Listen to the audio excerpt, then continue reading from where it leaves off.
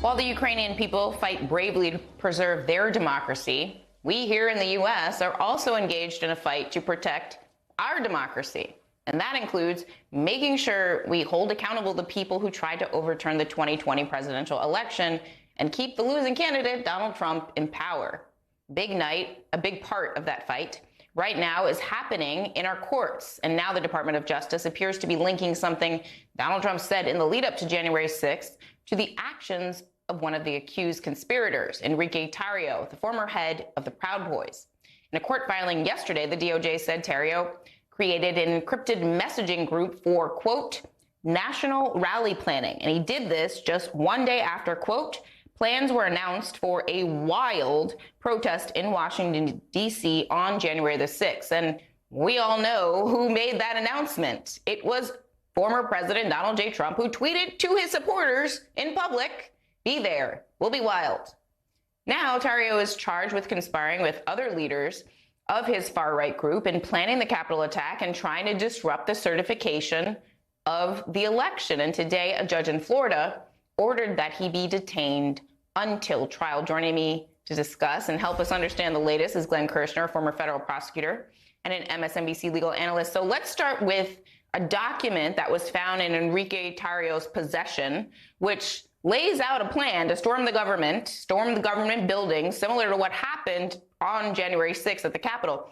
Prosecutors haven't accused Tarrio of using the planning document, and it's not clear who actually created this document. But does this document help build the case for conspiracy?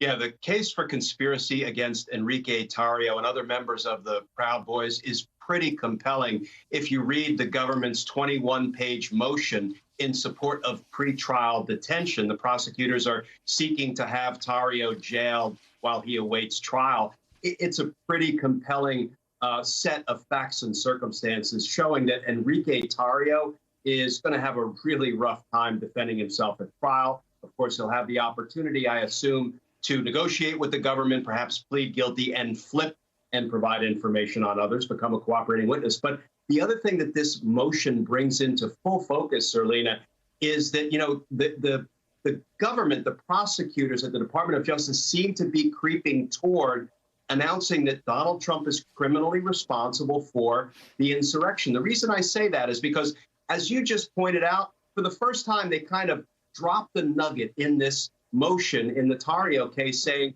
the Proud Boys mobilized on December 20th, right after Donald Trump's December 19th tweet setting the date for the insurrection, saying, come to D.C. on January 6th. It will be wild. But then we have to actually go back in time to the debate between Trump and Joe Biden. And that was September 29th. He recruited the Proud Boys on September 29th by telling them to stand by. That was him recruiting his foot soldiers.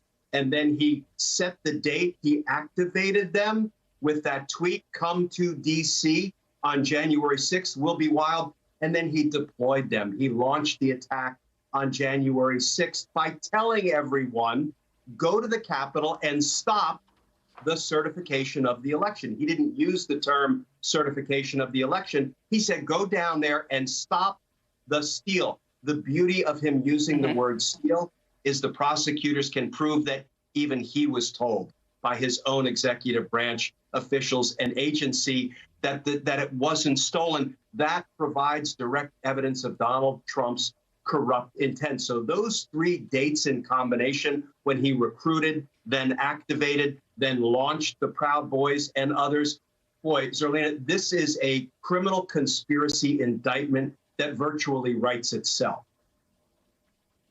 It really did there, the way that you just did. And I'd love a good timeline. Good timeline, make me a Carrie Mathison wall with a bunch of highlighter and string. I can put the whole conspiracy together. And I mean, it feels to me, you know, conspiracy in the law is rather complicated. It's many months of law school.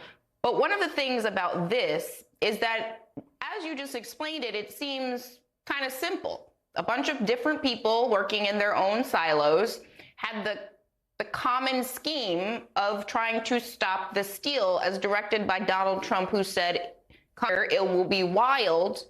And now you have Enrique Tarrio on an encrypted messaging group saying that here's where we're going to do our rally planning. Is that significant, and how so, as prosecutors try to establish that conspiracy case? You know, it makes it clear that there was something of a call and response going on. Donald Trump was making the call and the Proud Boys were responding.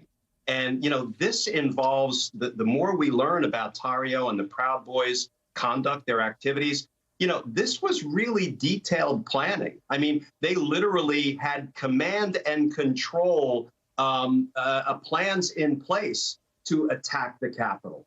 So, you know, this is not the kind of thing that the Proud Boys, I think, that have been charged, and there have been several of them, are going to be able to wiggle out of or find a viable defense to. So, you know, and I'm sorry, but these boys don't strike me as so proud. And I have a feeling that they're going to buckle under the pressure of these consequential indictments. And they're going to start pointing fingers. They're going to start to try to save themselves.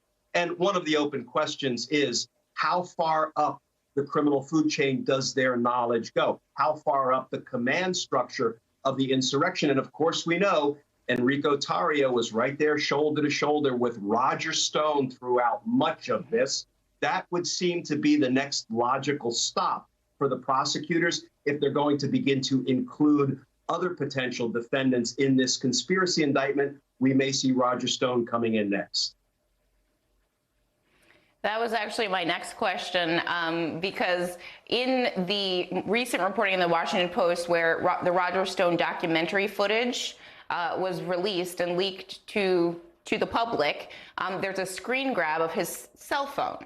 And on his cell phone, you can see Enrique Tarrio's name. And this was days leading into and during the insurrection. I think all of these details are going to become significant.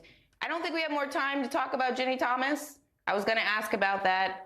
Problematic, but related to this insurrection. And Glenn, we'll have you back as more breaking news as it relates to the insurrection comes up. Thank you again, as always, for being here, and please stay safe.